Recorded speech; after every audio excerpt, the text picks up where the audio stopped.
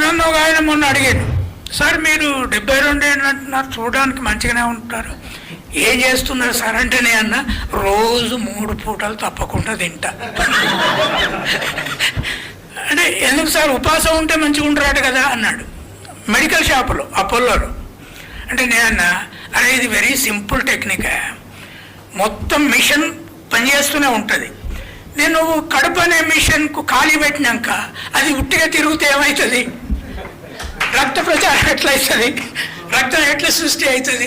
అందుకని నాకు చిన్నప్పుడే అర్థమైంది, గొర్రెలు కాసేటప్పుడు 3 పూటలు తినాలి, ఎక్కువ తినొద్దు తక్కువ తినొద్దు, ఆ మిషన్కి కావాల్సినంత తినాలి.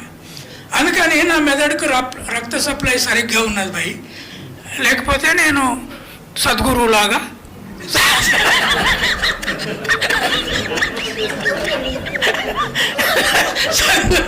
సద్గురులాగా సప్లై ఎక్కువ అయిపోయాడు. అందుకని ప్రతి మిషన్ను సైంటిఫిక్గా ఆపరేట్ చేయించాలి.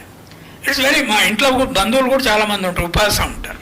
నేను ఏం ఉపవాసాలు, stomach it's working, it's blood is constantly flowing in the body. నువ్వు ఇప్పుడు మిషన్ ఆఫ్ చేసి, మన రైస్ మిల్ ఉందనుకో, ఇంజన్ ఆఫ్ చేసి దాంట్లో రైస్ పోయకుంటుంటే ఏం లాభం, అది కొద్దిసేపటి బర్న్ అయిపోద్ది. అది అట్లాగే నీ పేగులలో పని ఆగిపోద్ది. అందుకని ఉపాసాలు గిపాసాలు మన దేవుడు ఉంచాడు.